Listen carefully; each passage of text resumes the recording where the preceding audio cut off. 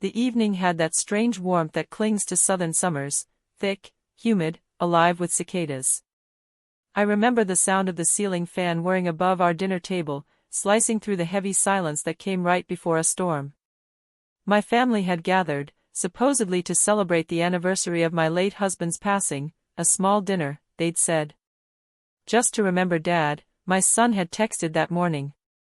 I wore the blue dress my husband loved, ironed it twice, set the table myself, and even baked the cornbread from his old recipe card. The smell of butter and rosemary filled the air. But the warmth I expected never came. My daughter Lil arrived first, perfume strong, phone in hand, barely glancing up as she entered. My son came later, his tie loosened, his voice booming through the house as if it still belonged to him. The laughter began before grace was said. It wasn't joyful laughter, it was the kind that draws lines, the kind that says, "You're no longer part of us." When I asked about their lives, the answers were curt, mechanical. But when the topic turned to me, their tone shifted, playful at first, then sharp. "Mom, you should really let us handle things now," Lil said, swirling her wine. "The house, the finances, everything. You can't keep doing this alone." I smiled, polite, like I always do. "Your father and I took care of this home for 40 years. I'm managing just fine." That's when my son laughed, loud and dismissive. "Managing? Mom, you can't even keep up with the property tax schedule. I had to remind you twice last year." "I was grieving," I said softly. He shrugged. "We just don't want you to embarrass yourself. We forget you exist half the time, and it's better that way." The sound of the fork dropping onto my plate was louder than I expected. The laughter died for a moment. I looked at their faces, my children. My blood, my years. I saw none of their father's gentleness in them. Just calculation and impatience. Lil leaned back, smiling in that cruel, careless way only those who've never been powerless can smile. "Don't pretend you matter, Mom," she said. "You're nobody now." For a moment, the air left my lungs. I felt it physically, like a hand pressing against my chest. Outside, thunder rolled faintly over the hills. The scent of rain mixed with the smell of roast chicken. I heard the ceiling fan's blades ticking. And something in me, something small, quiet, long dormant, woke up. I tapped my fork against my glass. The sound was sharp, deliberate. "This won't take long," I said, keeping my voice steady. "Just 3 sentences." Their laughter returned. Lil smirked. My son poured himself more wine. "Sentence 1, I said. I raised you both to know better." They rolled their eyes. "Sentence 2, I said, and my voice trembled, but not with fear, "You're about to learn what happens when you forget who built the roof over your head." I stopped there. My lips pressed into a line. My daughter's smirk faded just slightly. I could feel my heart pounding in my throat, could feel the weight of my husband's photograph staring down from the wall behind me. "I'm done," I whispered, standing up.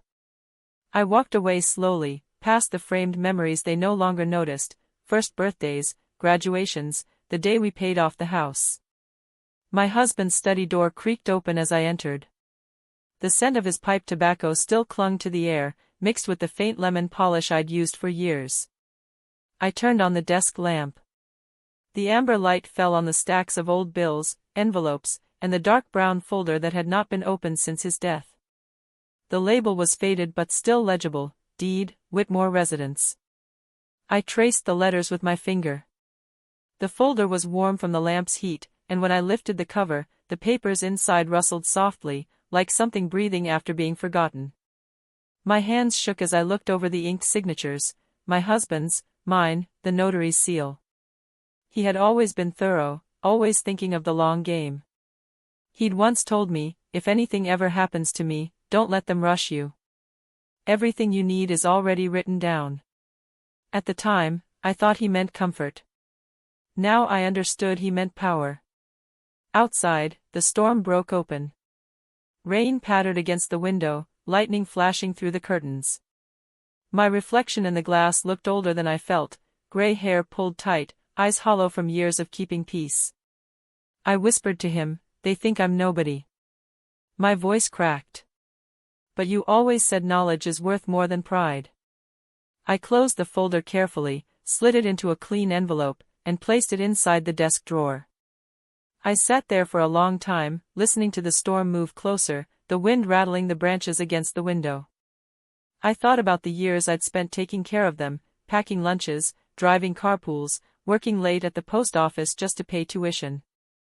I thought of the times I'd been silent for the sake of peace, the arguments I'd swallowed whole, the apologies I'd given for things that weren't my fault. And for the first time, I wondered if silence was ever really peace, or just a convenient disguise for control. The lights flickered. I picked up my husband's pen from the holder. It still worked, the ink flowing dark and clean. I wrote on the envelope, "To be reviewed only by H. Caldwell, Esq." My handwriting was steady now, my heartbeat slowing.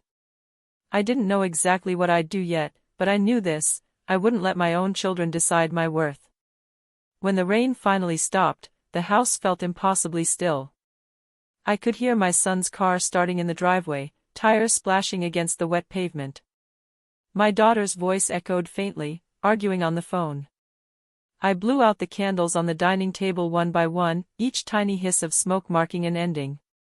As I stood there in the dark, I looked at the framed family photo hanging by the stairs. My husband stood tall behind us, his hands resting gently on my shoulders. Lil and my son smiled bright, innocent smiles. I reached up and straightened the frame. "Don't worry," I said softly to his picture. "I'll take care of things." Then I walked upstairs, each creaking step feeling lighter than the last. In my room, I placed the envelope inside the small fireproof box beneath my bed. The metal latch clicked shut, a small sound, almost insignificant. But in that click, I felt something shift. Outside, the storm began to move away. The cicadas started again, their song steady, relentless. I sat by the window, watching the water drip from the roof. Somewhere deep down, beneath the hurt, beneath the years of silence, a thought began to form, slow, deliberate, unstoppable. They believed I had nothing left to say. But they had forgotten one thing: everything in this house, every document, every key, every brick still carried my name. I smiled faintly. The night air smelled like renewal. And for the first time since he died, I didn't feel small. I felt inevitable. I said nothing the next morning. Silence felt like a coat I could finally wear without apology. The house smelled faintly of coffee and lemon cleaner, and the sunlight came in low and warm across the kitchen tile.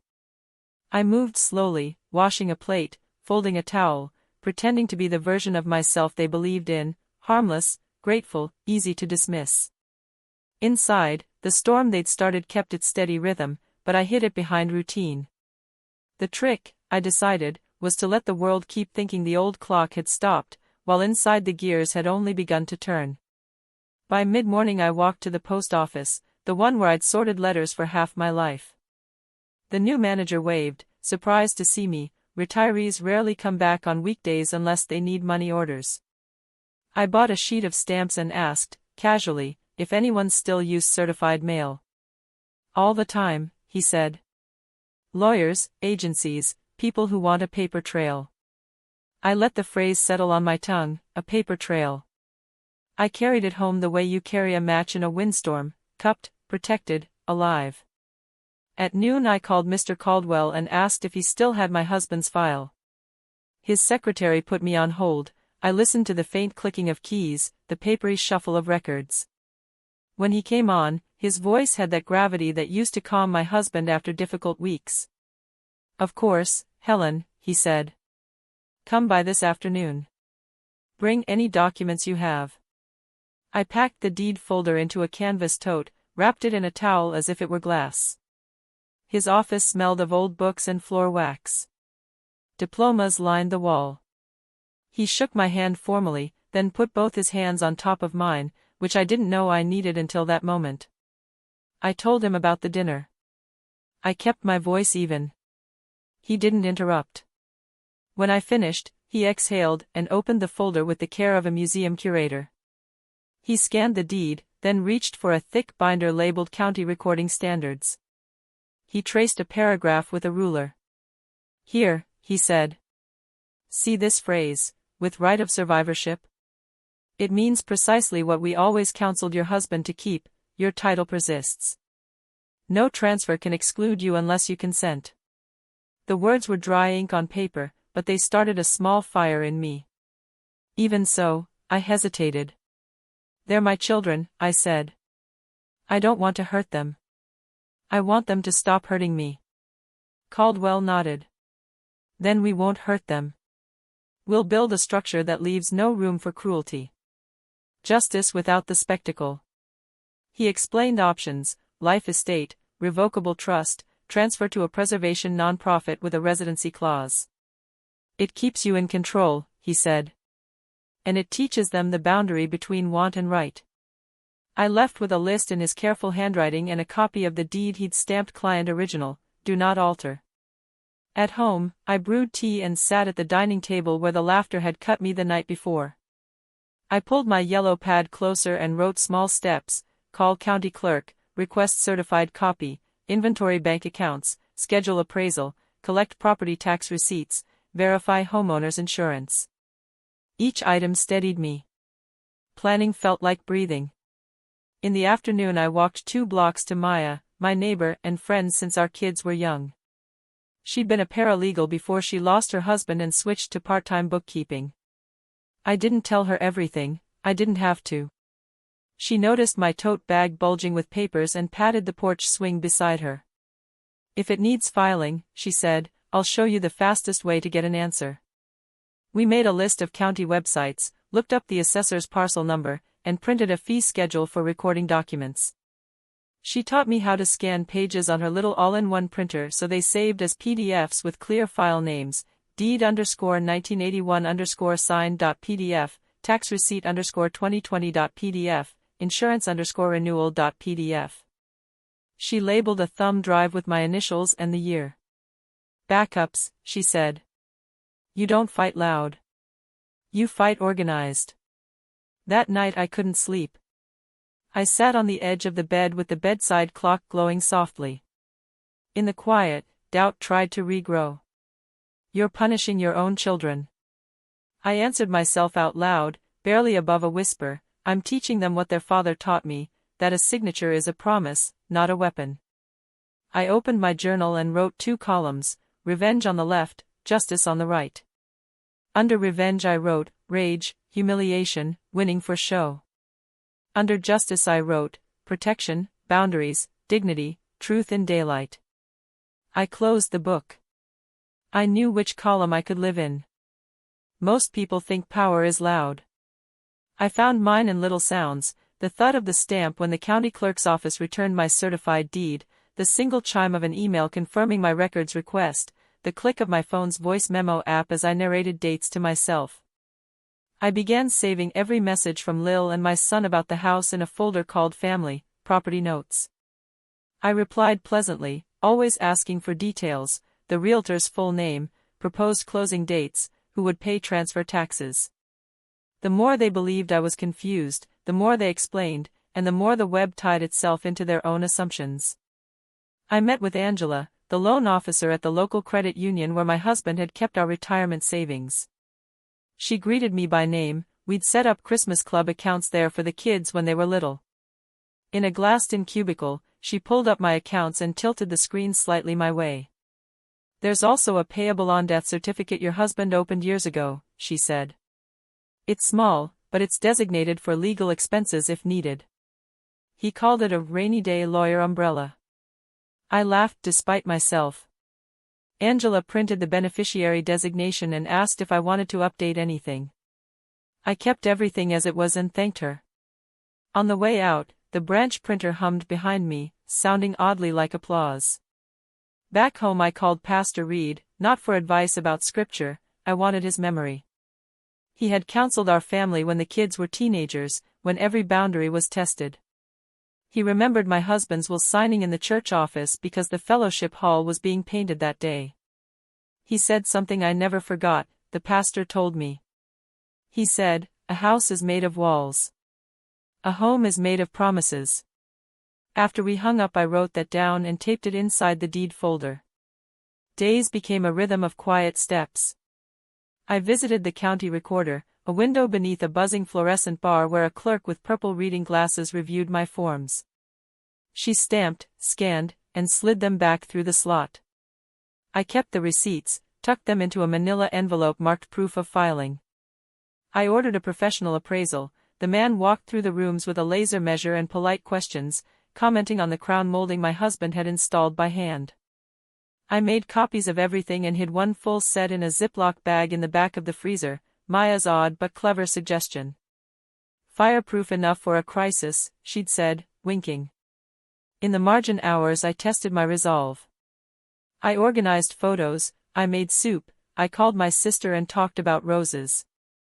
I also listened to every old voicemail on the landline, deleting sales pitches, saving anything with a date attached. A week in, doubt returned, not as fear, but as grief. I walked the hallway slowly, fingertips brushing the wallpaper my husband had hated but left up because I loved it.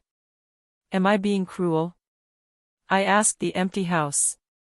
The answer came in a small remembered scene, my daughter at 12, furious and slamming doors, my husband patiently explaining that anger is an energy you choose where to spend.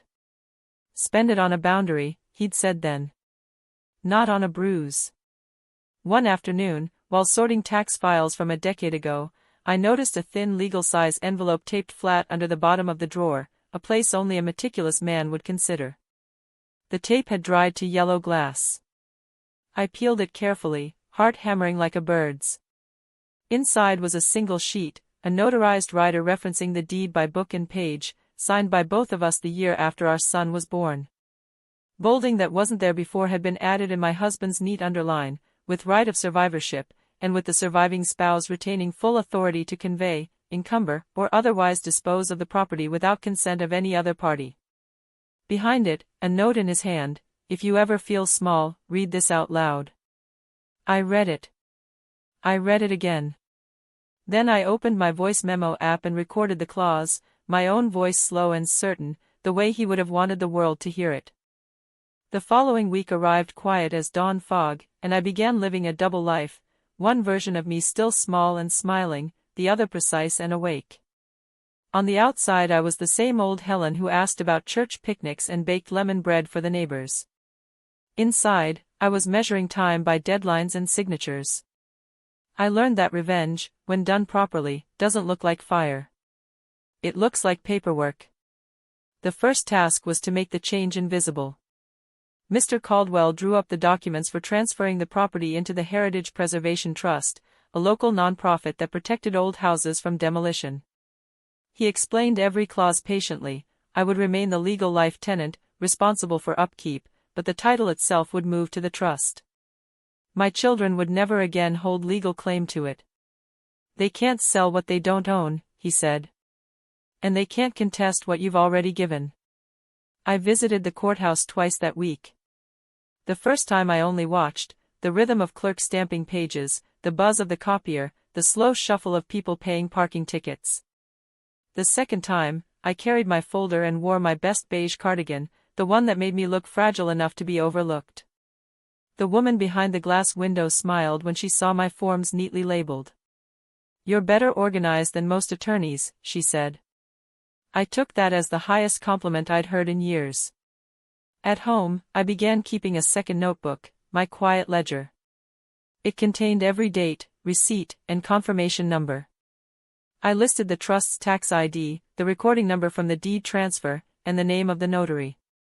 It was my silent script, a story written in ink instead of words. Meanwhile, Lil kept calling about the upcoming listing. She had found a young realtor eager to sell the property. "This neighborhood's hot right now, Mom," she said, her voice sugary but sharp underneath. "You'll thank us when you see the check." I made my voice small. "Of course, dear. You've always had good instincts." Then I asked for the buyer's name, pretending I wanted to knit a welcome gift. She laughed. "Still the same sentimental mom," she said. Each call went into my folder. Each message was a brick in the wall I was quietly building between their greed and my peace. Caldwell's secretary, Ruth, helped me mail certified copies to the Heritage Trust. She slipped the envelopes into the outgoing bin and whispered, "They'll never see it coming, will they?" I smiled faintly.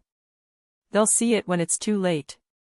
At night I found myself restless, walking through the house with the lights low.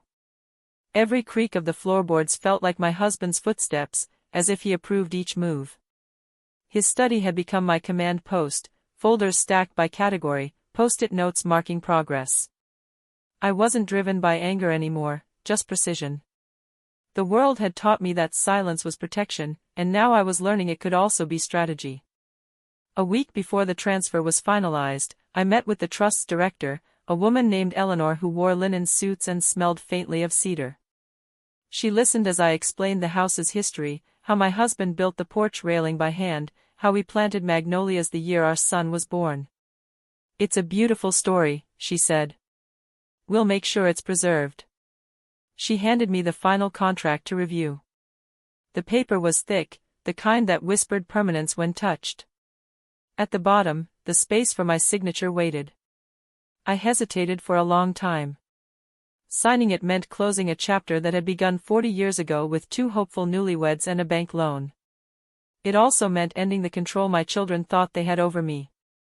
I thought of Lil's smirk, of my son's laugh, of their casual cruelty disguised as care. Then I remembered my husband's note, "If you ever feel small, read this out loud." I did. And then I signed. The pen's nib scratched softly against the paper. I felt my heart settle like dust after thunder. Eleanor shook my hand and said, "Congratulations, Mrs. Whitmore. You've secured your legacy." I walked home beneath an orange sky, the world quiet and kind for once. But every plan, no matter how careful, invites one last test.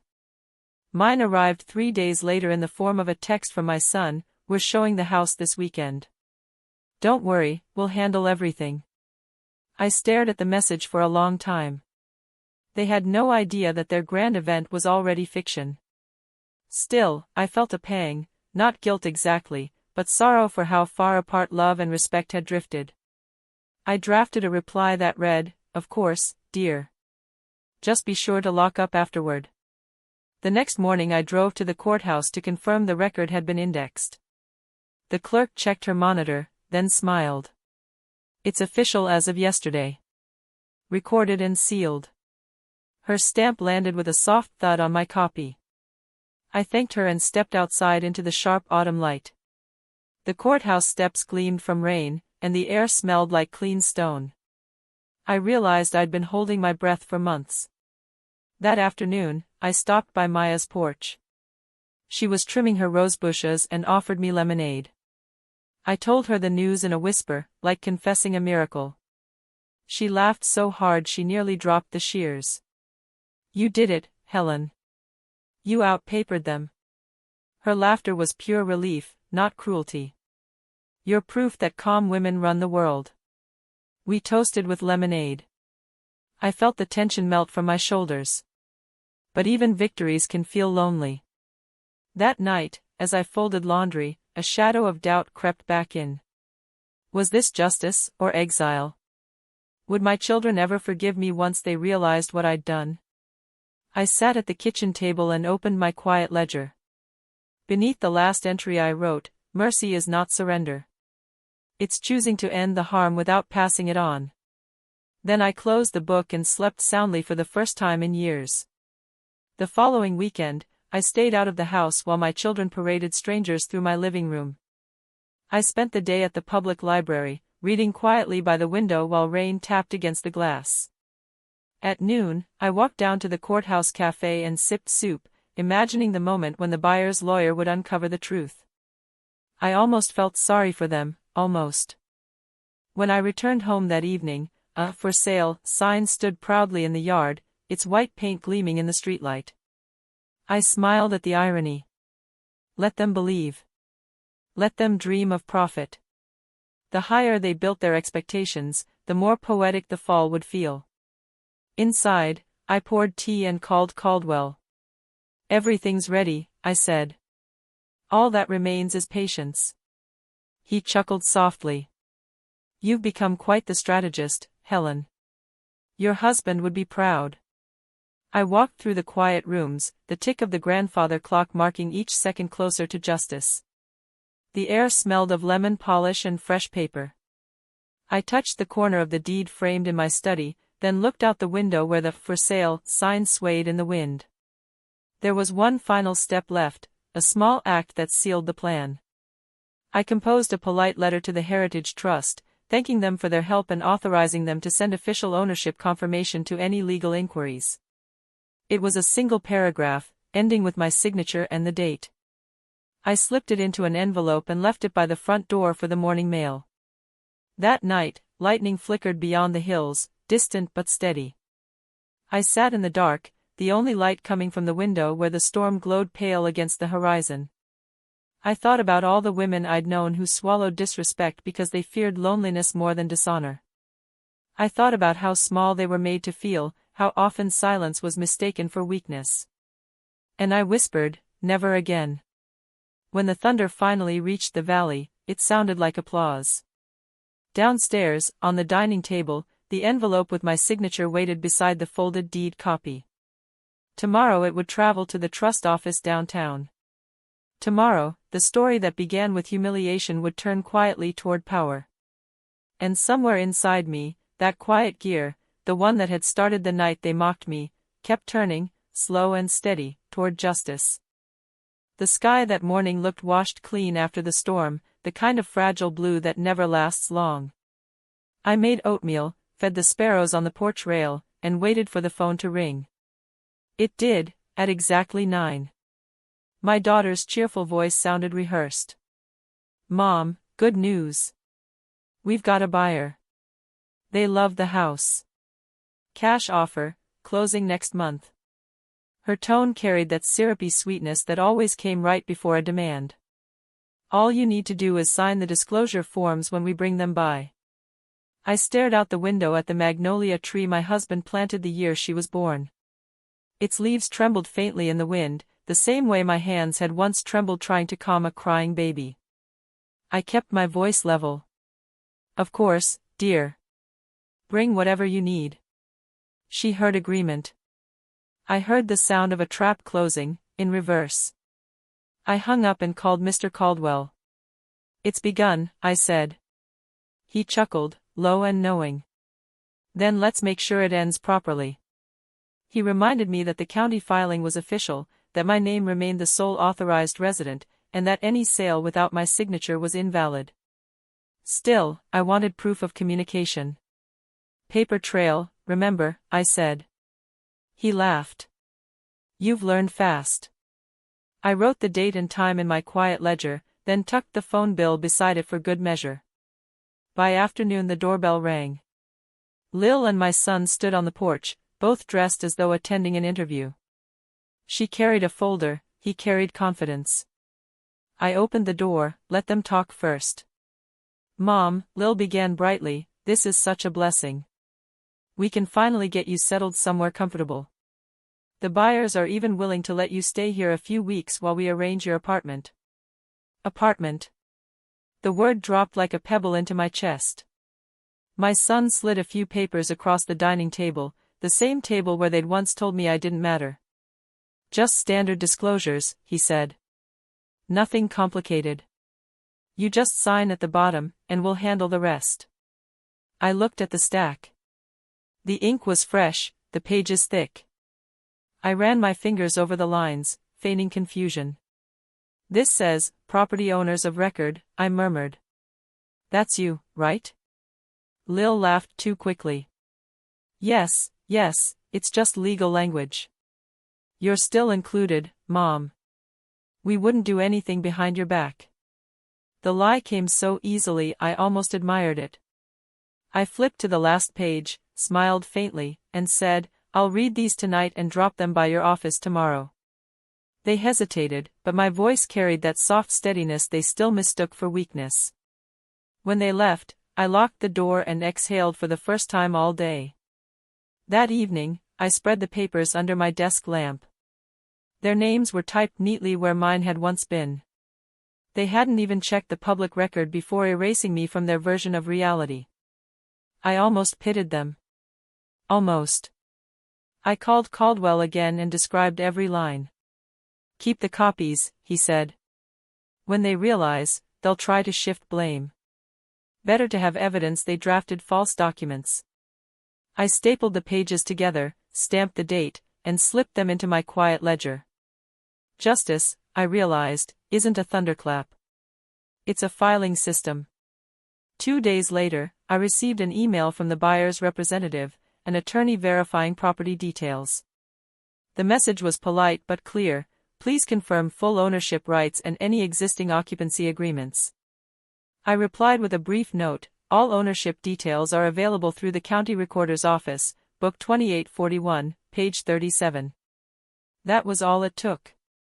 By evening, the office phones were surely ringing, confusion spreading like ink in water. My part was done. Still, the waiting was heavier than I expected. I cleaned the kitchen twice, dusted the study, ironed curtains that didn't need ironing. Guilt began to whisper in the quiet corners. They were my children. Could a mother take satisfaction in their fall? I tried to remember the last time either of them had called without asking for something. I couldn't. The whisper of guilt faded. The call came 3 days later. It was Lil, her voice brittle. "Mom, the buyer's lawyer says there's some kind of problem. He said the title's wrong.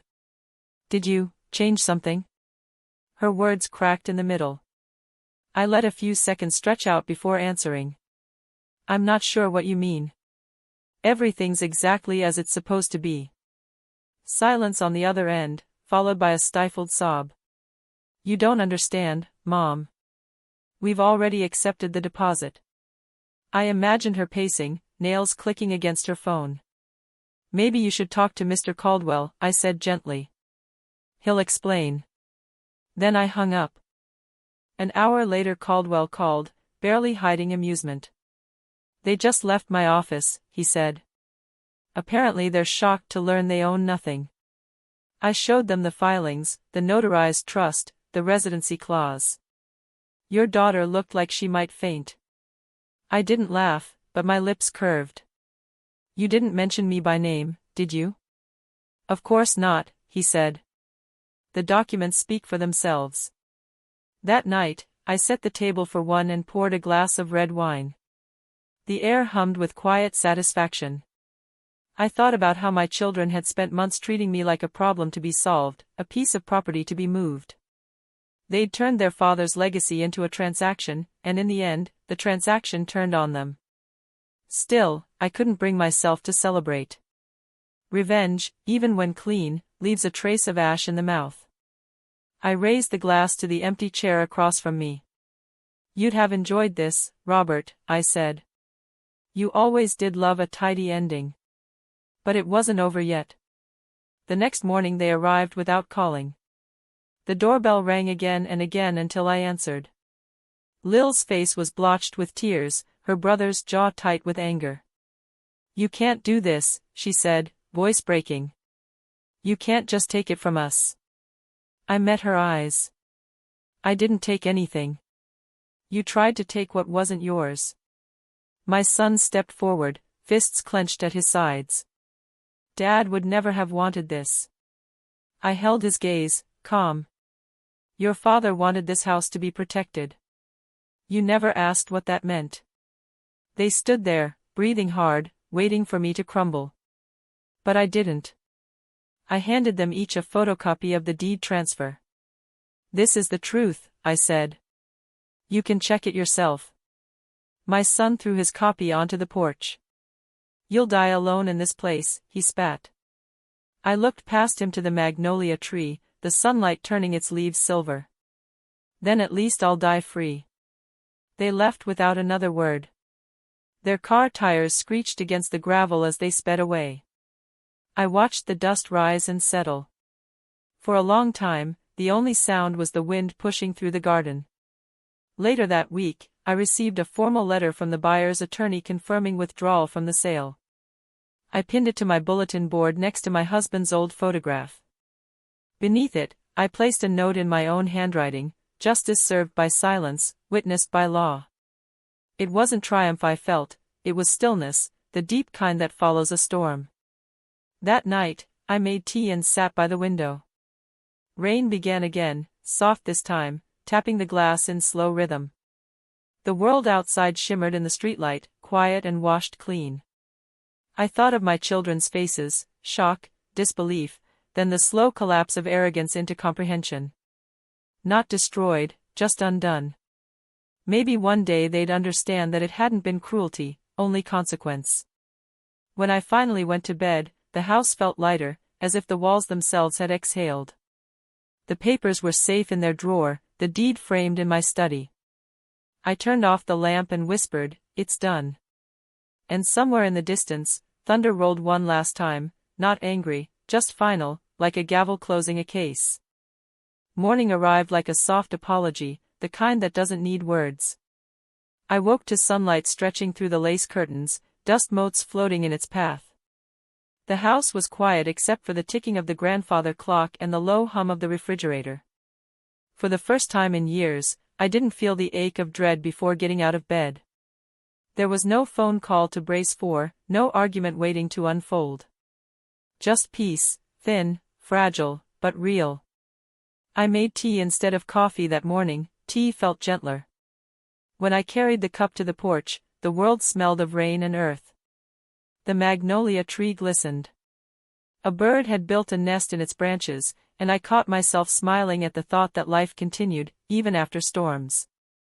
I opened my journal and reread the last entry I'd written before everything unraveled. Mercy is not surrender. At the time, I'd written it as a warning to myself, but now it felt more like a truth I had earned. My children hadn't called in a week. That silence, once unbearable, now felt like a gift.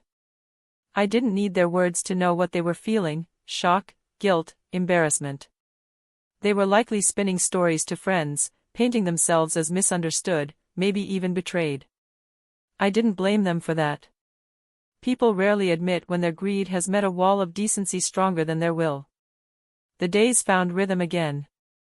I planted new roses in the garden, replaced the rusted mailbox, and repainted the porch rail white. The neighborhood children waved as they rode by on bicycles, and a few older neighbors began stopping by with pie or small talk, the way people do when they've been quietly rooting for you. I could see admiration in their eyes now, the quiet kind that grows when someone wins a battle without raising her voice. On the first Sunday after the confrontation, I went to church. I hadn't been since Robert's funeral. The building looked smaller, the pews shinier, but the old hymn books still smelled like dust and candle wax. When Pastor Reed saw me walk in, his eyebrows lifted in gentle surprise. After the service, he greeted me outside beneath the steeple. "Helen," he said, "you've been missed." I smiled. "I've been busy remembering who I am." He chuckled softly. "Sometimes justice takes the scenic route." His words stayed with me all day. Back home, I cooked dinner for one, humming under my breath. The loneliness that used to sting now felt like solitude, a place where I could finally hear myself think.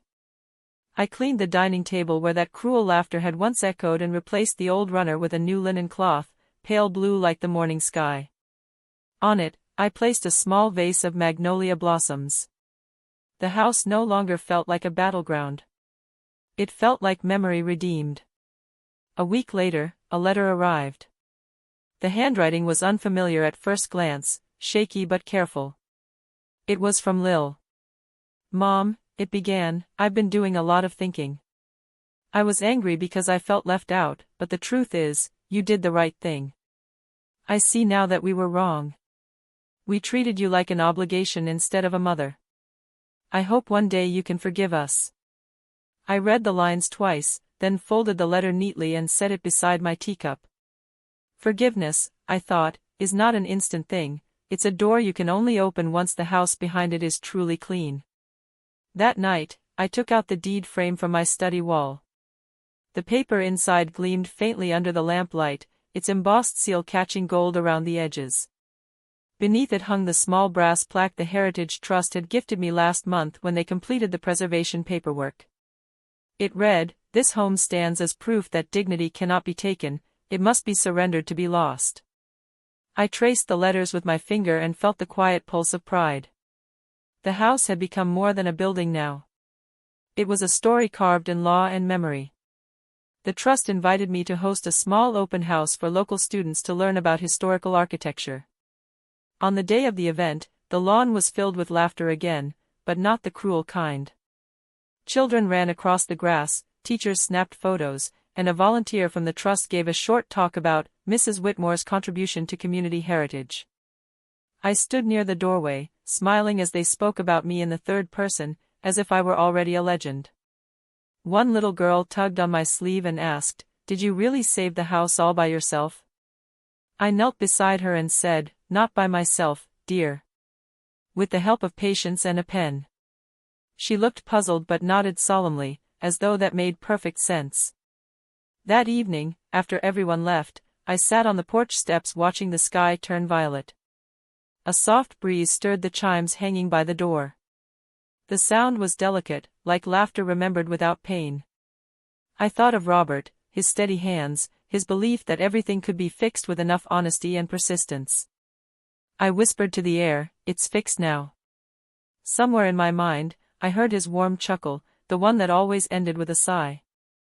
Days became weeks, and the story of the house that couldn't be sold spread quietly around town.